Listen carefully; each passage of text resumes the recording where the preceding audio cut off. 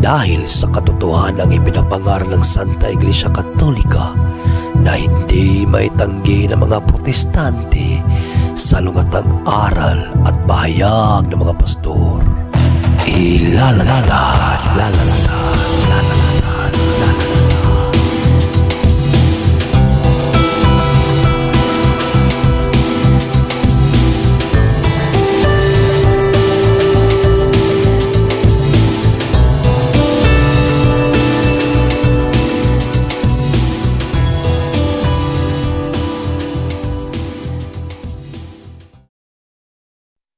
Bag sauce simbahan.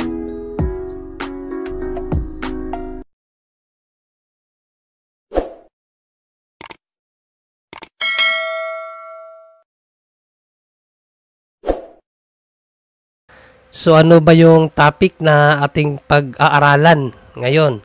So ito po, no, pakinggan po natin siya. OSAS or once saved, always saved. Posible ba na mawala ang salvation ng isang Kristiyano? Yun. Once saved, always saved. Posible ba daw na mawala ang salvation ng isang Kristiyano? So, ito po yung pag-aaralan natin, mga kapatid, kung may katotohanan ba ang aral na ito, ano? At ako, nakatatlong protestante na po ako. Tatlo? Apat pala. Apat na protestante na naniniwala sa aral na ito, no?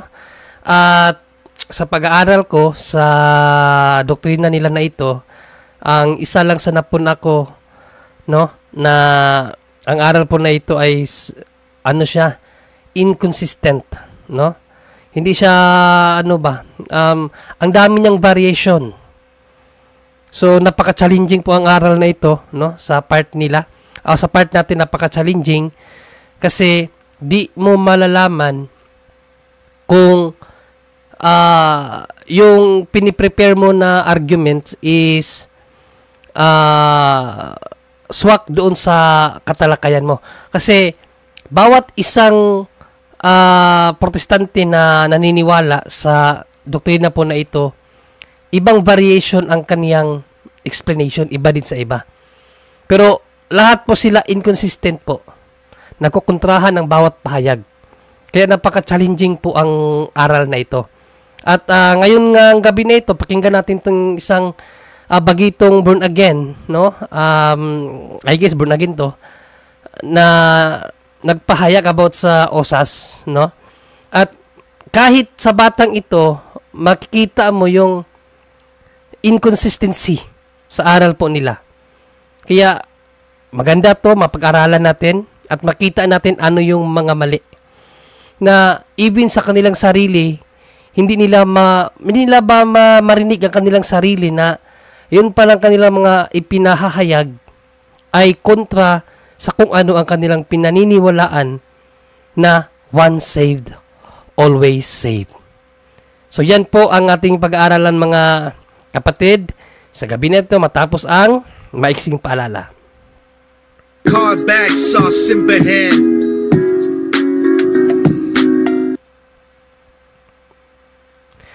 Right, so umpisa na po natin, no, si kapatid na in fairness, may itsura tong bata na to, no? At bibihira tong mga ganitong mga kabataan na maporma, maitsura, tapos may panahon, no, sa salita ng Diyos. Yun nga lang, maling aral ang napulot, kaya wala ring silbi. Okay, so pakinggan natin ang kaniyang unang pahayag about sa OSAS, mga kapatid.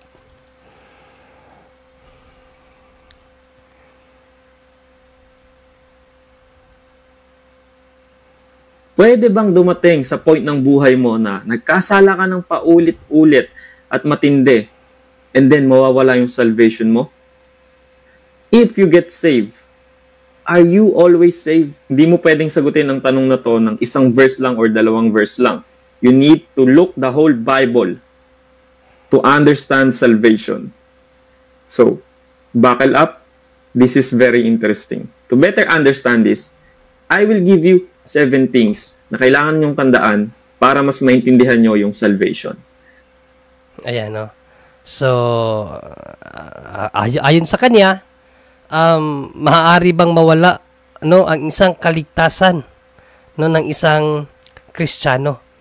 At need daw natin na maunawaan ang buong Biblia, para maarok natin itong aral nila na osas. So tingnan natin kung maipapaliwanag ba diyan ng maayos at nasa Biblia ba talaga ang aral na ito, itong osas. At mayroon daw siyang 7 paraan para malaman natin na ang isang Kristiyano ay ligtas na sa pamamagitan ng osas. Yan. So, pakinggan natin ang una na isa sa 7 paraan at isa-isahin natin pag tingin sa banal na kasulatan kung tama ba ang kanyang mga pahayag, mga kapatid. So, ito yung number 1 na paraan daw para malaman mo na ikaw ay ligtas na. Pakinggan natin. So number 1, we are saved because of our true faith in Christ, not by our good works. Ayan. Pakinggan nyo ang una niyang sinabi. We are saved, through faith by Christ, not by our good works. Okay? So dito nyo makikita ang inconsistency ng aral na ito. So tandaan nyo po yan. Faith lamang kay Christ daw, hindi na kailangan ang good works. Patuloy natin. Ephesians 2 verse 8 to 9. Malinaw sa buong Biblia na sa payan, mayroon agad taktika ang ginamit ang batang ito na panlilin lang. Sabi niya, through faith by Christ daw ang kaligtasan, not by good works, according sa Ephesians 2:8-9. So yun ang kinote niya na talata, Ephesians 2:8-9, pero ang sunod niyang sinabi, malinaw sa buong Biblia. So panlilin lang na yon. Ephesians 2:8-9 lang ang kinuha niya, ginawa na niyang whole Bible. So mayroon na siyang panlilin lang na ginamit doon. At siyempre, dahil tayo ay umuusisa kung ano yung mga pinagsasabi, malalaman natin yan, mga kapatid. So yun palang sinabi niya ganina na kinakailangan tingnan ang buong Biblia, isang talata lang pala yun. Napalikan natin ng konti ang kanyang pagkasabi, pakinggan nyo. Pakinggan natin. not by our good works. Ephesians 2 verse 8 to 9. Malinaw sa buong Biblia. Ephesians 2 verse 8 to 9, malinaw sa buong Biblia. Sign of demon yan, no? Kasi the only person who is master of deceiving is only Satan. No, the father of all lies.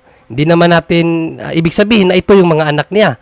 Pero kung patuloy lang ganyan sila mangaral, no, medyo may tactics na deceiving, so hindi malayo na sila yung maging anak ni Satan, mga kapatid, no? Na ang faith natin kay Christ and His death and resurrection ang makakapagligtas sa atin, hindi ang paggawa ng mabuti. Ang faith natin kay Christ, ang kaniyang death and resurrection, ang makapagligtas sa atin, hindi ang paggawa ng mabuti. Okay? Tingnan muna natin bago natin pagpatuloy, mga kapatid. Kasi yung palaging sila ginagamit dyan, itong Ephesians 2:8-9, no? Na dapat din tayo, mga Katoliko, makuha din natin ang konteksto ng nasabing talata. Kasi ito yung pinakapaborito talaga nila.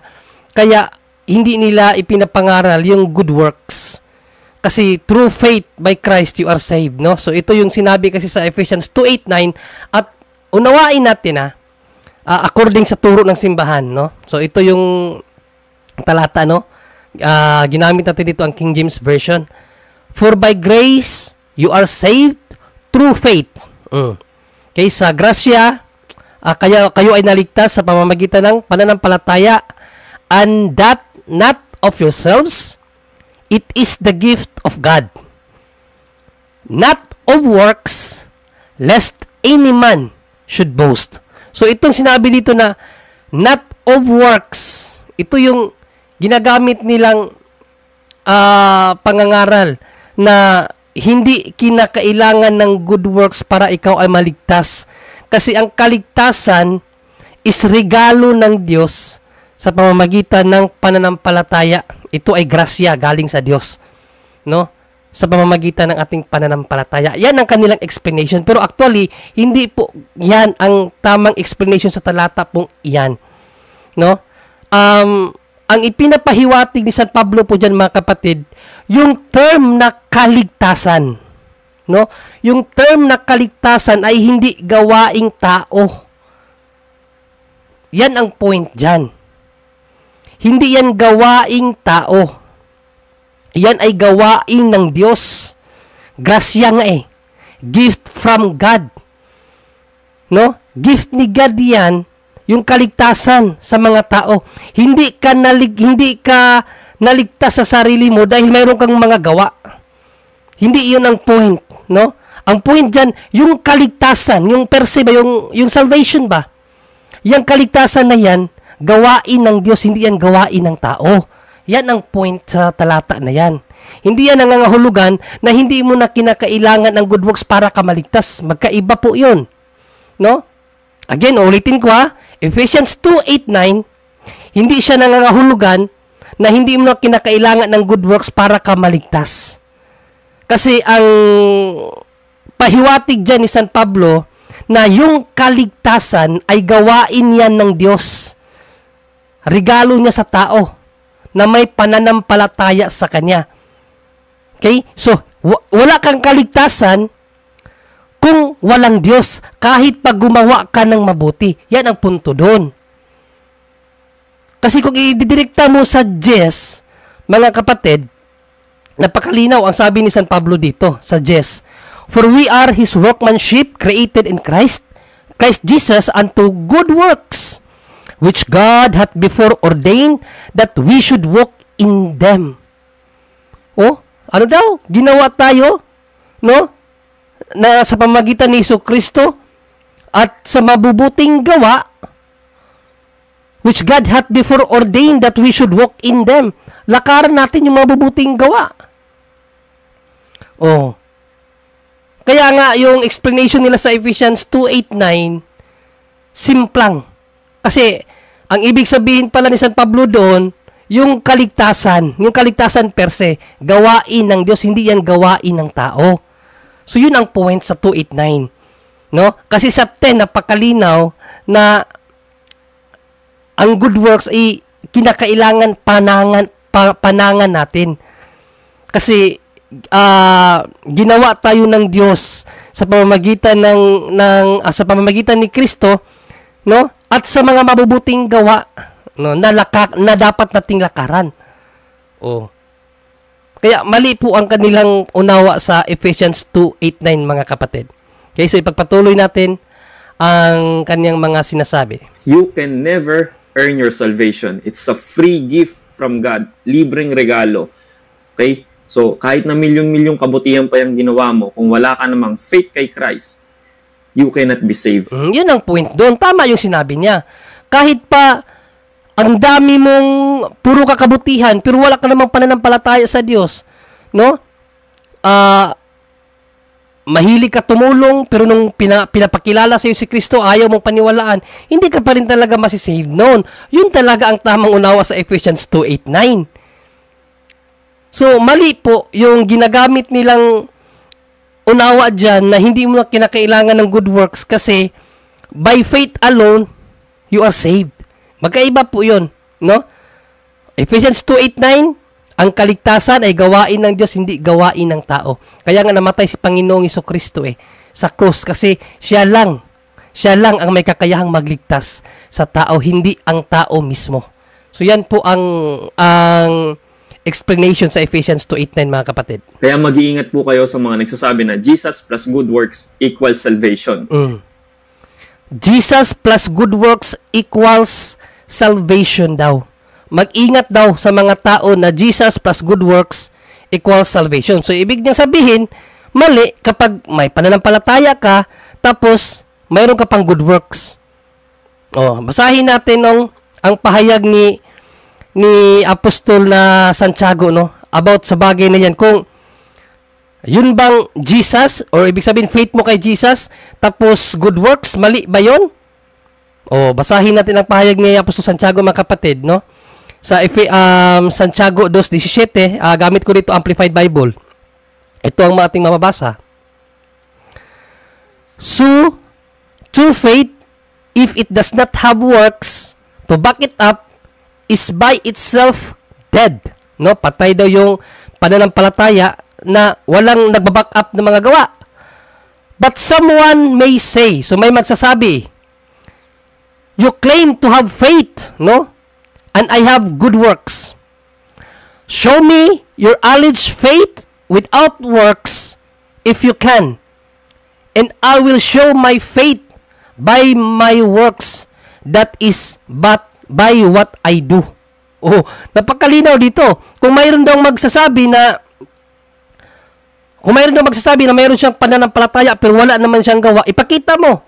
Dahil ipapakita ko sa iyo ang aking mga mabubuting gawa, no? Dahil sa aking pananampalataya. So, hindi magkahiwalay. Ibig sabihin, Jesus, yung faith mo kay Jesus, at yung good works, magkasama yun. Pero sa kanya, iba. Pakinggan natin siya. Yun daw Jesus plus good works, ano yun? Pakinggan mo, ano sa kanya yun? That's actually blasphemous and satanic. Blasphemous and satanic. Blasphemous daw and satanic. So, ibig niyang sabihin, yung pahayag ni James or Santiago na ang pananampalatayang walang gawa ay patay, satanic pala yun, blasphemous pala yun.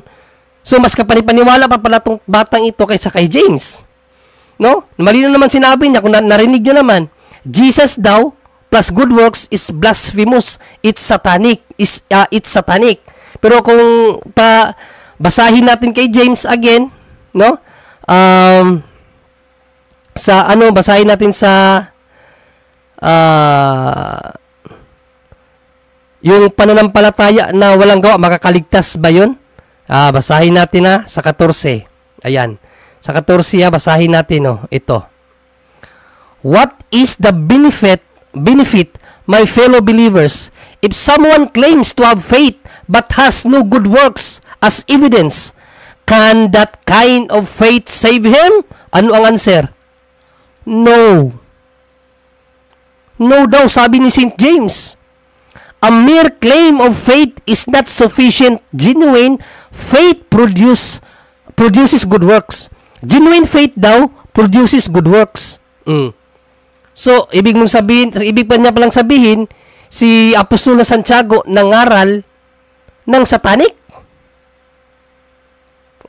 Dito nyo makikita ang aral nila na Osas na hindi talaga biblikal, mga kapatid. So, pagpatuloy natin ang kanyang sinabi. Maganda pakinggan, pero even the devil disguise himself as an angel of light. Kasi if you add, kapag nagdagdag kayo sa finished work ni Christ sa cross, dinagdagan nyo ng good works nyo, kaya kayo maliligtas, that's not the gospel at all. Pag dinagdagan daw natin ng good works, yung saving act of God, that is not the gospel daw. Basahin natin nga, ang pahayag ni Apostol San Pedro kung ang pananampalataya hindi ba dapat dagdagan? Basahin natin King James Version natin basahin. Sige, King James Version muna, no? And beside this, giving all diligence, add to your faith. Sabi niya, wag daw dagdagan ng pananampalataya. Pero sabi ni Saint Peter, add to your faith. Ano yung i-add mo? Virtue. Unto virtue, knowledge. Unto knowledge, temperance. Unto temperance, patience. Unto patience, godliness. Unto godliness, brotherly kindness. Unto brotherly kindness, charity. For if these things be in you and abound, they make you that you shall neither be barren nor unfruitful in the knowledge of our Lord Jesus Christ. Ayan, napakalinaw mga kapatid. No? Yan pa lang dapat ating gawin No? Na yung pananampalataya mo, kailangan dagdagan mo yun. Pero sa kanya, wag daw dagdagan ng good works. Yun bang mga sinabi ni San Pedro, hindi ba good works yun? Temperance, hindi ba good works yun?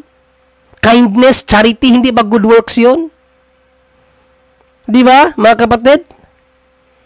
Kaya, dito natin makikita na sila ang hindi biblikal. No, sa aral po na ako, sila po ang hindi biblikal. Kaso lang, mayroon pa siyang pahayag dito na hindi niya nakikita ang kanyang sarili. No, ito yung pahayag niya. Linaw sa Galatians 1 verse 8. Sabi dito, but even if we or an angel from heaven should preach to you a gospel contrary to the one we preach to you, let him be accursed. Sino kaya ang nangangaral na taliwas sa pinapangaral ng mga apostol? Diba kay James, faith and good works.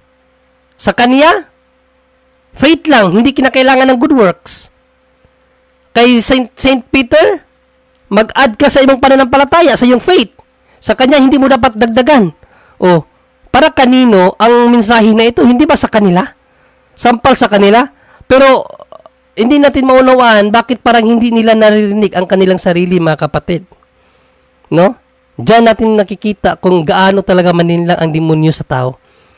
Ultimo boses ng katotohanan hindi nila marinig sa sarili nila, mga kapatid. As we have said before, inulit niya dito, so now I say again, if anyone is preaching to you a gospel contrary to the one you receive, let him be accursed. Sobrang linaw. Kahit na anghel pa daw yung nag-preach sa inyo ng gospel na contradict naman sa tunay na gospel, let him be accursed. Hindi nila marinig sarili nila, no? Or, hindi lang talaga nila alam ang kabuuan ng banal na kasulatan. Nagdi-defend lang sila sa kung ano yung narinig sa kanila na ipinapangaral sa kanila ng kanilang mga pastor nila. No, sabi nga ni St. Paul, Romans 10:17, ang pananampalataya ay nagsisimula sa pakikinig at sa pakikinig ay ang paniniwala o ang pananampalataya, ano ba 'yan? Basahin nga lang natin na di ko makuha yung yung Romans 10:17, no, kung paano ang pagkasabi doon. Ito yun sila, ito yung mga na-adapt na teaching, no? Ito, sabi ni St. Paul, kaya nga ang paniniwalay nanggagaling sa pakikinig at ang pakikinig ay sa pamamagitan ng salita ni Kristo. So, iyan po ang nangyayari sa kanila. Yung pananampalataya nila, ayon lang sa kanilang napakinggan sa mga pastores nila, hindi ayon mismo sa Bible. Kasi nakita nyo na kung gaano ka contrary to the Bible yung kanyang mga ipinahayag, mga kapatid. No? Hindi, nasa number 1 pa lang tayo, mayroon pang 6. O, according sa kanya kasi 7 ang dapat daw nating malaman. Pero so far, puro kontrahan na, no? Pakinggan natin uli. Ano ba ang tunay na gospel? Jesus Christ is the only way to heaven. Which is correct. True faith in Christ alone saves. True faith in Christ alone saves. True faith in Christ alone saves. Balikan natin si St. James.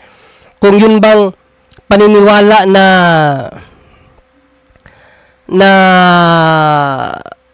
Christ alone saves ba yun? Sabi niya, manampalataya ka lang kay Jesus, save na. Balikan natin yung binasa natin kaganina. What is the benefit, my fellow believers, if someone claims to have faith? Ayan. But has no good works as evidence. Can that kind of faith save him? Tanong ni James yan. Ang sagot, no. Kita niyo? No. A mere claim of faith is not sufficient. Genuine faith produces good works. Kita niyo kung gaano kontrahan ang kanilang katuruan sa Bible? Di ba? Sa kanya mismo nanggaling na sa pananampalataya lamang, may lamang pa kay Kristo ang kaligtasan. Pero kay St. James, sabi ni St. James, can that kind of faith save him? No. No, mga kapatid. Kaya hindi po dapat paniwalaan yang faith alone na yan, mga kapatid. Panlilin lang yan, hindi yan ayon sa banal na kasulatan.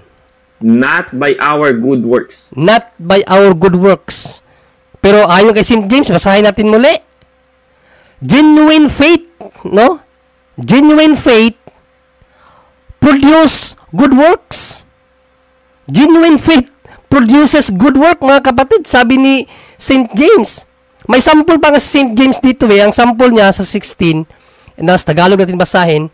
Kung sasabihin ninyo sa kanya, patnubayan ka nawa ng Diyos, magbihis ka at magpakabusog. Umpisahan sa 15.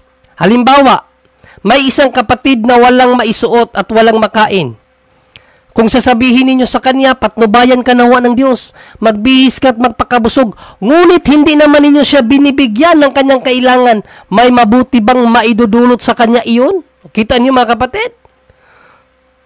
No, malakas ang pananampalataya mo, pero kasi nga wala kang good works, yung mga nagugutom, yung mga walang damit, ngayon sabihin mo, God bless you kapatid, sige lang, manampalataya ka sa Diyos, hindi mo naman sila binigyan ng pagkain, hindi mo sila binigyan ng damit para hindi sila ginawin. Sabi ni St. James, may magagawa ba sa kanya yung pananampalataya mo na yon? Kita niyo? Kahit sa Bible, may example, may halimbawa. Kung ang faith mo walang works, yun ang mangyayari. Kasi wala kang good works, hindi ka kayang magbigay sa mga taong nagugutom, mga taong walang damit. Diba? Kaya nga sabi ni St. James genuine faith produces good works. Pagkalinaw ng mga kapatid. Okay? So, pakinggan pa natin siya uli. Not by our works. Not Jesus plus good works equals salvation. Jesus plus good works daw. Jesus plus good works, not salvation daw. Jesus plus good works, not salvation. Basahin nga natin tong ibang sinabi dito ni St. James sa mga taong nagsasabi ng ganyan. Sa 2:20, sabi ni St. James, isa kang hangal. Nais mo pa bang patunayan ko sa iyo na walang kabuluhan ang pananampalatayang walang gawa? Napakalinaw niyan, letra por letra yan, mababasa sa Bible.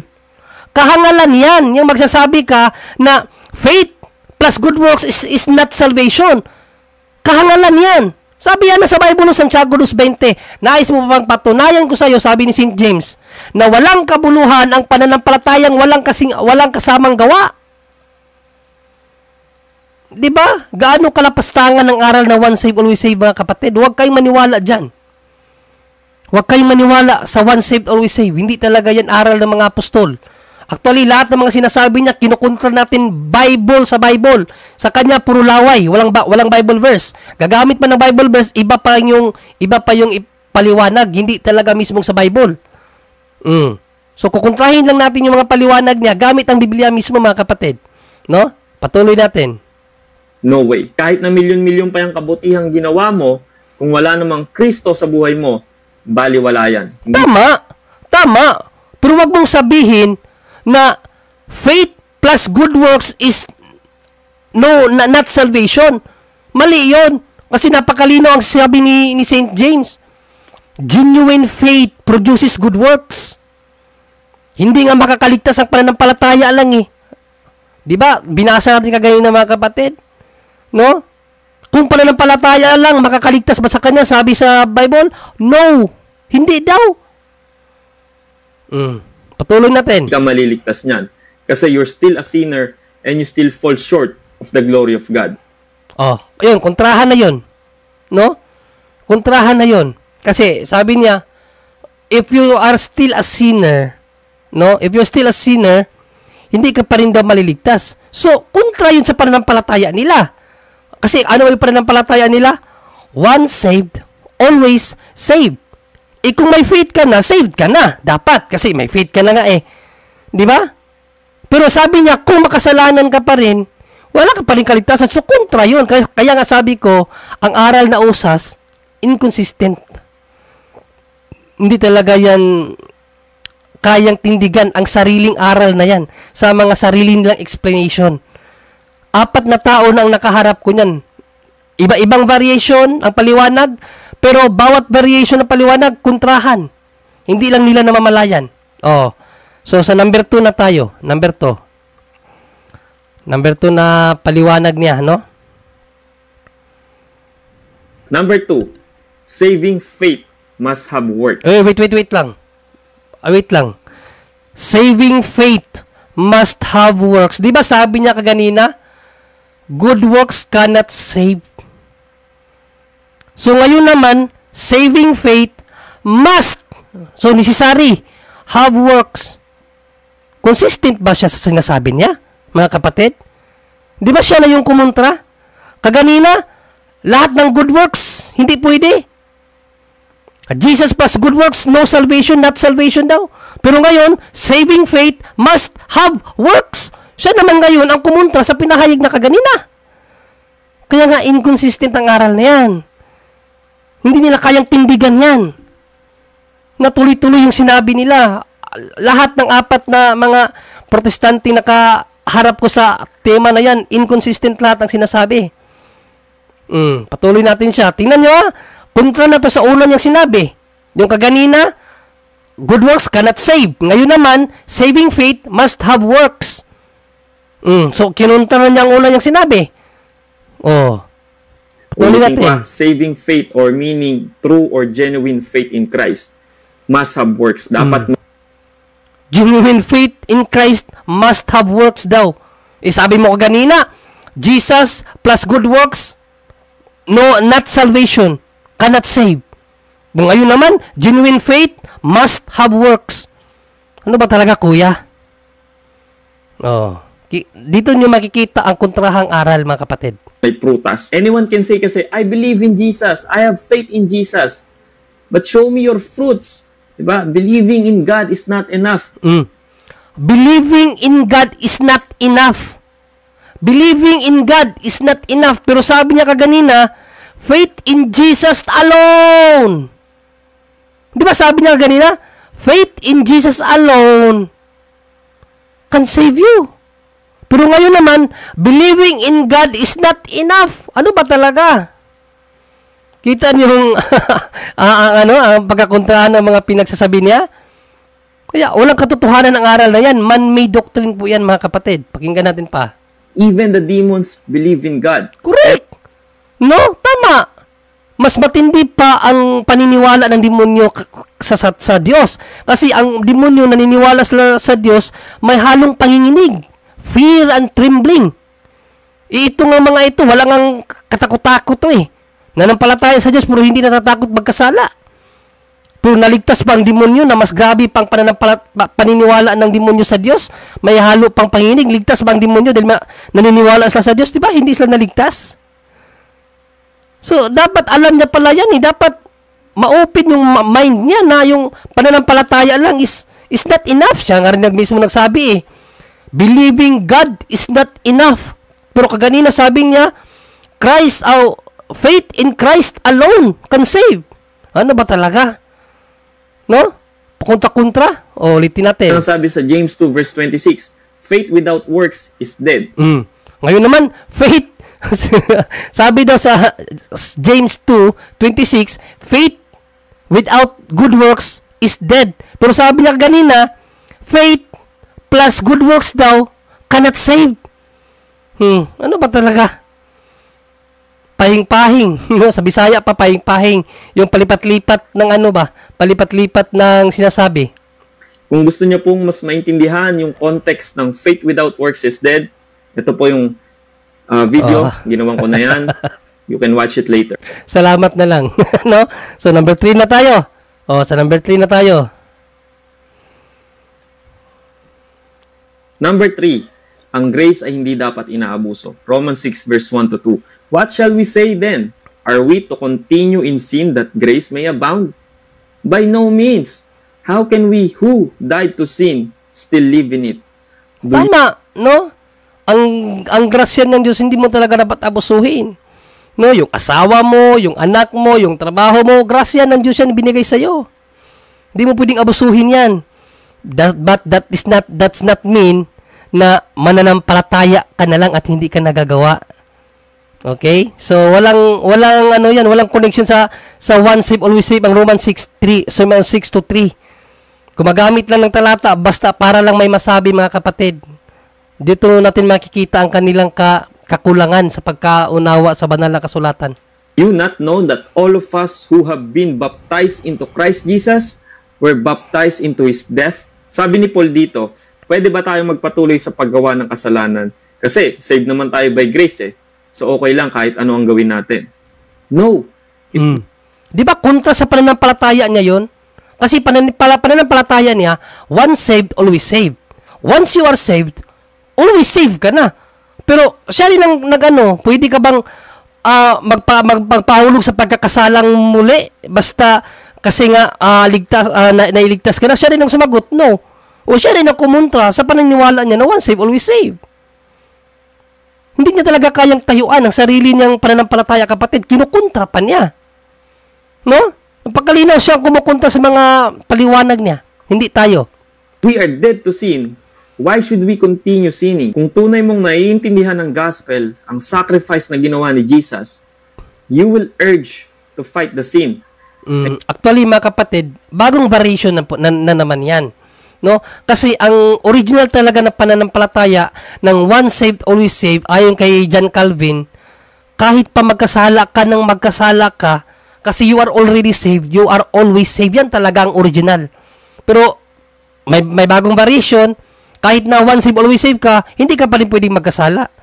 So, hindi na yun once saved, always saved. Diba? Kumunta na yun sa fundamental belief. No, pero ang original talaga na paniniwala ng once saved, always saved, made by John Calvin, isa pong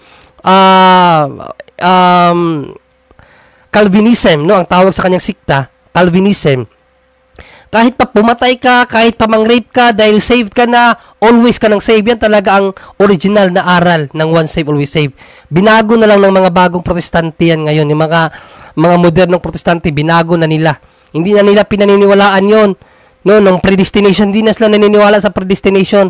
So, bagong variation naman na ngayon, kahit na once saved, always saved ka, hindi ka pa rin pwede magkasala. So, kontrahan. Oh, di ba? Sarili nilang aral, kinukontra nila. And you will get up after failure. So, kailangan ba maging perfecto na tayo kapag ligtas na tayo since nasa atin naman ang Holy Spirit? No. Kita niyo? Kinakailangan maging perfecto tayo? Kasi nasa atin naman ang Holy Spirit. Sabi niya, no daw. So, yung pagiging Kristiyano pala natin, hindi natin kinakailangan maging perfecto. Enough na pala yung Kristiyano ka lang. Huwag kang magpaka-perfecto. Pero ano ang sabi natin Panginoong Jesucristo? Basahin natin. Matthew 5:48, mga kapatid. Englishin natin.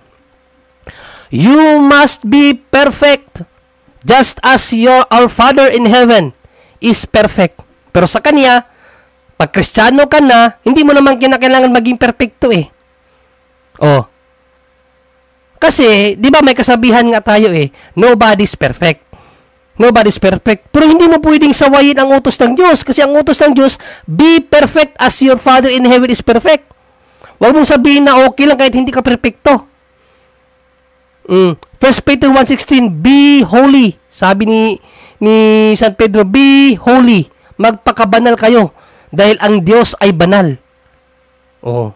Tapos sabihin mo, hindi mo na kailangan maging perfecto. Kontra talaga ang aral nila, mga kapatid, sa banal na kasulatan. Kumukuha lang sila ng mga text sa Bible, ginagawa nilang pang-explain sa kanilang natutunang aral na wala naman. No? Wala naman sa konteksto ng kanilang aral, mga kapatid. Patuloy natin. We will still fall short dahil sa sinful nature natin. So para dun sa mga taong inaabuso yung grace ni God na sinasabi na, okay lang, Jesus will forgive me naman. Gagawa lang ako ng gagawa ng kasalanan. Then that is a false faith. Mayroon palang false faith eh. Ba't nangangaral kayo ng faith alone kung mayroon palang false faith? Di ba? Kontrahan yun. Kung faith alone, wala na dapat false faith kasi faith alone, may faith na nga siya eh. Kahit sabihin pa natin na hindi lang niya alam na yung faith niya is false pala. Pero pananampalataya pa rin yun sa Diyos. Dapat saved na yun. O bakit may false faith kung faith alone lang? Magkakontra yun. Mga kapatid, magkakontra yun. O, dito na tayo sa number 4. Number 4 na. Number 4 na kailangan mong tandaan about salvation is, malalaman mo kung ligtas ka na. Yes. Kung isa kang true reborn Christian, Hindi mo hulaan yan kung ligtas ka na or hindi. Yan, isa yan sa paniniwala nila na contrary to the fact pa rin. That is fallacy, no? Yung tinatawag na assumption non probata, assuming without proving, no? Na ikaw bilang isang Kristiyano, alam mo na naligtas ka na no? Alam na nila naligtas sila. So, balikan nga natin saglit yung sinabi niya. Number 4 na kailangan mong tandaan about salvation is, malalaman mo kung ligtas ka na. Malalaman mo. No, alam mo na naligtas ka na. So, parang, ginajudge na nila yung kanilang sarili, naligtas na sila kasi nga may pananampalataya na sila. No? Pero, alam niyo mga kapatid, si Apostol na Juan, no? Sa kanyang aral, no? Ito ang kanyang sinasabi sa aral ni St. John ito. Mga minamahal, anak na tayo ng Diyos ngayon. No? Anak na tayo ng Diyos, ha? Ngunit hindi pa nahayag ang magiging kalagayan natin. So, although pala anak na tayo ng Diyos, hindi pa tayo sigurado sa kung ano magiging kalagayan natin. Yan ang aral ng apostol. Kasi, patuloy natin pagbabasa,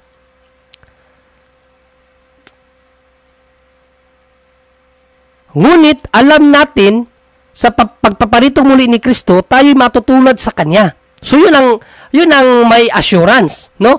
Kapag balik ni Kristo, magiging katulad niya tayo, glorified.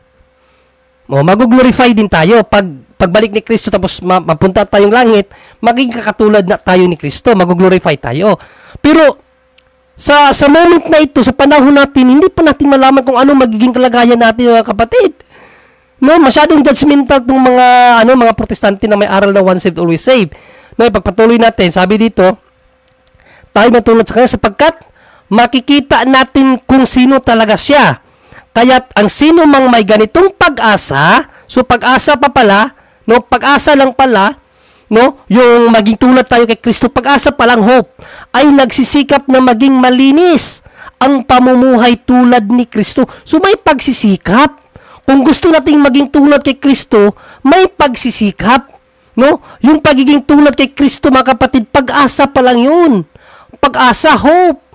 Ano bang ang koneksyon ng pag-asa sa salvation? Ito, pinaliwanag ni San Pablo, Romans 8:24. Naligtas tayo dahil sa pag-asang ito. So, yung palang kaligtasan, no?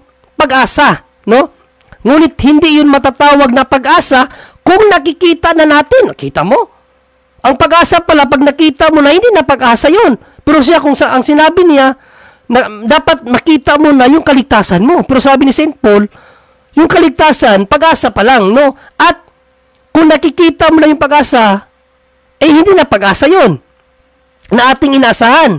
Sapagkat sinong tao ang aasa pa kung ito'y nakikita na niya? So, baliktad yung mga sinasabi niya sa sinasabi ng mga apostol. Ngunit kung umaasa tayo na hindi na natin ngunit kung umaasa tayo sa hindi natin nakikita, hinihintay natin iyon ng buong tiyaga, may pagtatiyaga. Works pa rin, mga kapatid. Sabi ni St. John, pagsisikap. Sabi ni St. Paul naman sa pag-asa, yung kaligtasan, pagtsatsaga. Works pa rin yan. No? Dito natin makikita na hindi talaga nila alam ang aral nila. Hindi nila alam. Hindi nila makuha yung mga paliwanag ng mga apostol sa pangangaral nila about salvation. Kasi nga, ito mga taong to, hindi naman to nag-aral Nakinig lang to sa mga pastor nila, yun lang ang kanilang pinapractice. Kung ano yung binibigay ng mga talata, paano i-explain, yun lang. Pero yung mga paliwanag ng apostol about salvation, wala sila noon. Hindi nila pinag-aralan yun. So, pagpatuloy natin. Yes. Kung isa kang true reborn Christian, hindi mo hulaan yan kung ligtas ka na or hindi. Malinaw sa 1 John 5 verse 13. At pwede mo rin panoorin to. Ginawan ko na ng video yan about paano mo malalaman kung ligtas ka na. Salamat na lang dyan. So, number 5 na tayo. Number 5. Number 5. Nothing can separate us, tayong mga tunay na Kristiyano. Yan, isa to sa pinaka-fundamental nila kung bakit once saved, always saved. Kasi wala nang makakakuha sa iyo sa kamay ng Diyos, no? from God's love. Romans 8 verse 38 to 39. And I am convinced that nothing can ever separate us from God's love. Neither death nor life, neither angels nor demons, neither our fears for today nor our worries about tomorrow. Not even the powers of hell can separate us from God's love. No power in the sky above or in the earth below. Indeed, nothing in all creation will ever be able to separate us from the love of God that is revealed in Christ Jesus our Lord. Once we're saved, may mga shortcomings and failures pa rin tayo. Pero sabi ni Paul dito sa Romans, nothing can ever separate us from God's love. Yan, no? Nothing can separate us from God's love. Totoo naman yun eh. Totoo naman yun. Kasi God's love is infinite. No? Para yung apoy na hindi namamatay. Yan ang pag-ibig ng Diyos. Kaya nga pinadala niya ang kanyang anak eh. John 3:16, for God so loved the world, He gave His only begotten Son. Kasi nga, kahit puno na ng kasalanan ang mundo, hindi niya maibaling ang kanyang pagmamahal sa kanyang creation. Because God is love. Totoo yun. No one can separate us from the God's love. Pero, yung love mo kay God, katulad ba ng pag-love ni God sa'yo? Tayong mga tao, mas pipiliin pa nating magkasala kaysa sundin ang utos ng Diyos. No one can separate us from God's love, but sin can separate us from our love to God. Ang kasalanan ang magiging dahilan no na yung love ni God kahit init na lang hindi natin maramdaman. Ang pagmamahal ng Diyos hindi talaga nawala, palaging nandyan. Kaya nga mayroon siyang itinatag na confession. Kasi alam niya ang tao magkakasala. Kaya you must go to confession para maramdaman muli yung pagmamahal ng Diyos. Yan ang ibig sabihin ng God's love na walang pagkapatay. Siya ang gumagawa ng paraan. That is God's love. Pero di porket God's love, once saved, always saved ka na. Kasi pag nagkasala ka, mitya yun ng iyong pagkahiwalay sa Diyos. O basahin natin. Hindi na kasi nauunawaan what is God's love. Hindi nila nauunawaan. Isaiah 59:2. Ano ba ang sinabi ni Isaiah sa pagkakasala? Ito, basahin natin. Kundi ipinaghihiwalay ng inyong mga kasamaan, kayo at ang inyong Diyos, at ang inyong mga kasalanan ang siyang nagpakubli ng kanyang mukha sa inyo upang siya'y huwag makinig. Kita niyo? Totoo. No one can separate us from God's love. Pero pag nagkasala ka mga kapatid, yung love ni God hindi mo mararamdaman. Hindi kanya marinig, hindi kanya makikita dahil sa kasalanan na yan. Hebrews 10:38, ano ang sabi ng Diyos? Ang matuwid kong lingkod ay mabubuhay sa pamamagitan ng pananampalataya. Ngunit kung siya'y tatalikod, hindi ko siya kalulugdan. Nasaan ang God's love dyan? Nasaan ang God's love? Hindi ka pala kakalugdan ng Diyos kapag tumalikod ka. Nasaan na ngayon ang God's love ngayon? Di ba mga kapatid, napakalinaw? So, para maramdaman natin palagi yung God's love, ano ang kinakailangan? John 14:15, anong sabi ni Kristo? If you love me, you will obey my commandments. May pagsunod sa utos. So, dahil may pagsunod sa utos, kinakailangan mong gumawa. So, yung Romans 8:38 to 39, hindi yun pabor sa once saved, always saved, kung alam mo lang ipaliwanag ang Biblia. Hindi yun about once saved, always saved, dahil no one can separate us from God's love. We are once saved, always saved. Walang ganun. Kasi pag nagkasala ka, pag tumalikod ka, sabi nga ng Diyos hindi ka niya kalulugdan. Hindi yun pabor sa talata sa once saved, always saved, ang Romans 8:38 to 39. Pinaabot lang ni San Pablo doon na yung pag-ibig ng Diyos hindi namamatay. Kaya nga kahit magkasala ka, may confession. Palaging may paraan ang Diyos para ikaw maramdaman mo ang kanyang pagmamahal. Yan ang ibig sabihin yan, mga kapatid. Kaya pagpatuloy pa natin.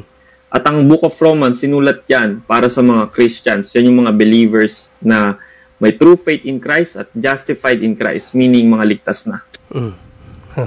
Mga ligtas na, no? Pero sige lang. So, number 6. Number 6 na tayo. Number 6 na tayo. Number 6, your good works will not save you. Oh. But ito yung proof. Your good works will not save you daw. Your good works will not save you. Pero sabi niya kaganina, di ba sa number 2, ano yung sinabi niya kanina sa number 2? Faith must have good works. No? Kinunta niya yung una niyang sinabi, tapos ngayon naman kinunta naman yung pangalawa niyang sinabi. Anong sinabi niya dito? Balitin nga natin. Number 6, your good works will not save you. But ito yung proof mo na may true faith ka. Ano ba yun? Your good works will not save you, pero ito yung proof na may faith ka. Oh. Di ba faith can save? Tapos, faith can save you. No? Your good works cannot save you. Pero yung good works mo, yun yung proof na may faith ka. Parang nagboxing yung sinasabi niya. No? Parang sinabi niya, ang moniko ni manika, minikaniko sa mekaniko, parang ganon. No? Naunawaan niyo yung sinabi niya, mga kapatid? Your good works cannot save you. But, ito yung proof na may faith ka. Di ba yung faith can save? So, therefore, your good works can save. Ano ba talaga, kuya?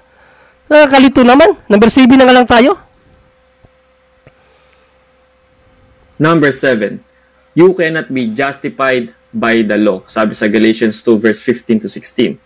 And, well, ang sinasabing law dyan, yung law ng mga Hudiyo na tinanggal na sa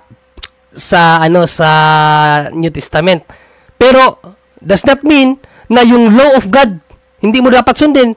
Sabi ni Kristo, binasa natin kanina, John 14:15, if you love me, obey my commandments. That is a law. No? So, out of context yung paggamit niya sa Galatians 2, mga kapatid. No? justification happens only once. So can someone lose their salvation? If you're a true child of God, meaning reborn spiritually, tunay na Kristiyano, nothing can separate us from God's love. So no, true Christian cannot lose their salvation. True Christian cannot lose their salvation. That's God's view. True, pag sinabi mong true Christians, ibig sabihin, determined na kung sino yung true Christians. Like sinabi sa Romans 8:30 na whom I call, basahin natin yung Romans 8:30. Sa view ng God yan, pero sa tao, hindi mo masasabi sa tao yan kasi ang tao may pagsubok sa buhay. No, Romans 8:30 mga kapatid, sa view ng God yun, no? Ito kasi ang sinabi ng Diyos sa Romans 8:30. And so those whom God set apart, He called. And those He called, He put right with Himself, and He shared this glory with them. And basahin natin to sa KJV, mas maganda sa KJV, no? Moreover, whom He did predestinate, them He also called, and whom He called, them He also justified, and whom He justified, them He also glorified. So yung sinabi niya, sa view ni God yun. Pero sa tao, hindi mo masasabi yun. Na ikaw, sarili mo, sabi nga na Sinjan hindi pa natin malalaman kung anong magiging, hindi pa natin alam kung magiging ano ang kalagayan natin. Kasi may pagsubok sa atin. Okay lang sana kung parehas na yung lahat ni Job, na sinubok ng demonyo, hindi tumalikod. Kung paano kung parehas na kay Judas? Si Judas pinili yun. No? Good example na walang one save always save si Judas. Kasi nung tinest siya, hindi siya pumasa. Pinagkanunoon niya ang Diyos. O anong sinabi ng Kristo sa kanya? Imbis na son of God siya, naging son of perdition, son of hell. So wala talagang one saved always saved. Kasi yun si Judas, kasali yun sa kaligtasan. Kasali yun sa kaligtasan. 1 Timothy 2:4 and 5. No? Ang kalooban ng Diyos, lahat ng tao ay mailigtas lahat. Walang ano doon, walang exemption. Lahat kasali si Judas doon. Pero nung pinagkalooban niya ang Diyos, nasaan ang kaligtasan niya? I don't know, no? Kasi wala namang pahayag ng simbahan. Pero according sa Panginoong Jesucristo, si Judas, son of perdition, son of hell. So wala talagang one saved always saved, no? Pagpatuloy natin yung huli niyang sinabi. Ang dami nagsasabi ngayon na nawawala daw ang kaligtasan ng isang tunay na Kristiyano. Marami. Si Kristo lang kaya ang pag ano natin, no? Paano ba maaari bang mawala ang kaligtasan ng Kristiyano? Si Panginoong Jesucristo ang pasagutin natin, no? Ano ba talaga? Wala na ba talagang hindi ba maaaring mawala ang kaligtasan ng Kristiyano? Sabi ni Panginoong Jesucristo dito, ito ang kahulugan ng talinghaga, ang binhi ay ang salita ng Diyos. Ang mga binhi na nalaglag sa tabi ng daan ay ang mga taong nakikinig. Dumating ang diablo at inalis nito ang salita mula sa puso ng mga nakikinig upang hindi sila manalig at maligtas. Ay, pwede pala mawala ang kaligtasan ng isang Kristiyano, kapatid, no? Kinig ka lang magbasa ka lang ng maigi sa Bible, malalaman mo yan na pwede pala talagang mawala. What? Ano yun? Aalis yung Holy Spirit sa atin? That's ridiculous. Isang beses lang po tayo mare-reborn or mababorn again spiritually. Di po pwedeng pabalik-balik sa atin yung Holy Spirit. Again, ang seal ng kaligtasan natin ay ang Holy Spirit, sabi sa Ephesians 1 verse 13. So you can disagree with me, call me foolish, or curse me kasi disagree kayo sa once saved, always saved. But when my Savior, the one who saves me, says na we will never perish and nothing can snatch us away from God's hand, I believe Him and I trust in Him. Isa pa kasing problema dito sa once saved, always saved is yung mga tao, tinitignan to as a doctrine. I don't see it as a doctrine. I see it as a person. Paano nangyari yun? Ang isang doktrina naging persona? Ang once saved, always saved naging persona? Paano niya i-explain yun? Person, ano ba ang definition ng person? Someone, no, who possesses will and intellect. Paano niya ikakapit yun sa once saved, always saved ang definition ng person? Bakit naging person ang once saved, always saved? Tama ba yung sinabi niya? Di ba mali? Wala salhoy ka yung sinabi niya. Jesus Christ. So I will never believe religion of men na nagsasabi na may eternal security can be lost. Stop calling it eternal life if you think it can be lost. John 10 verse 27 to 29. Even as a Christian, you might fall in sin. But nowhere in the Bible that says, suddenly, you will lose the Holy Spirit. Nowhere. Nowhere in the Bible, suddenly, no, you will lose the Holy Spirit. Hindi niya nabasa. Basahin natin, ha. Kasi isa yan talaga sa mga ano nila, sa once saved, always saved, ang isa sa aral nila, dahil may tatak ka na ng Espiritu Santo, hindi na mawawala sa iyo ang Holy Spirit. Pero basahin natin ang panalangin ni David sa Diyos. No, basahin natin ang panalangin ni David sa Diyos. Huwag mo akong paalisin sa iyong harapan at huwag mong bawiin ang iyong santong Espiritu sa akin. Bakit mananalangin ang isang propeta ng ganyan kung hindi pwedeng mawala ang Espiritu Santo sa iyo? Pwede palang bawiin eh. Paano ngayon yan? Sabi niya, nowhere in the Bible daw. Hindi lang niya nabasa. So sana narinig niya to para malaman niya na meron pala. Pwede palang mawala. No? Pwede palang mawala ang Espiritu Santo sa mga Kristiyano kapag ikay nagkasala. No? Hebrews 10:26 to 27. Kung pipilitin mong magkasala matapos mong matanggap ang katotohanan, wala ka nang hihintaying kaligtasan kundi ang iyong eternal damnation. No? Hebrews 10:26-27. So ipagpatuloy natin ang kanyang uli pang mga sinabi. Kapag nasa iyo ng Holy Spirit, you are adopted son of God. Isa pa yan, adopted son of God. Father and son relationship na. It's just ridiculous kapag sinasabi ng ibang tao na pwedeng mawala yung salvation ng isang tunay na Kristiyano. Si Panginoong Jesucristo na nagsabi, di ba? Darating ang dyablo, kukunin sa kanila ang salita ng Diyos para sila ay hindi maligtas. Si Panginoong Jesucristo nagsabi nun, basahin mo. Luke 8. Umpisahan mo sa 1 kasi ang konteksto niyan 1 to 13. Luke 8, 1 to 13. Sa 12, anong sabi ni Panginoon Jesucristo sa 12? Hindi sila maligtas kasi nga dumating ang dyablo. Natapos nilang natanggap ang salita ng Diyos, may pananampalataya na sila sa Diyos, pero dumating ang dyablo, kinuha yung salita ng Diyos, para ano? Para hindi sila maligtas. Kaya posibleng hindi ka maligtas kung hindi ka tunay sa iyong pananampalataya, kapatid. No? Tandaan mo, mayroon tayong will na ibinigay ni God. No? Yung will na yan, kapag namali ka, para kang si Satan. Dating anak ng Diyos, nung nagkasala, tinapon sa impyerno. Kaya yung sinasabi nilang son of God na tayo, yes. No? By the virtue of our baptism, we are the sons of God. Pero, hindi porket sons of God ka na. Kung magkasala ka, sons of God ka pa rin. Mali. 1 John 1, 8 to 10. Kapag nagkasala ka, son of devil ka na. Basahin ko na lang para makita din ng ating mga manonood, no?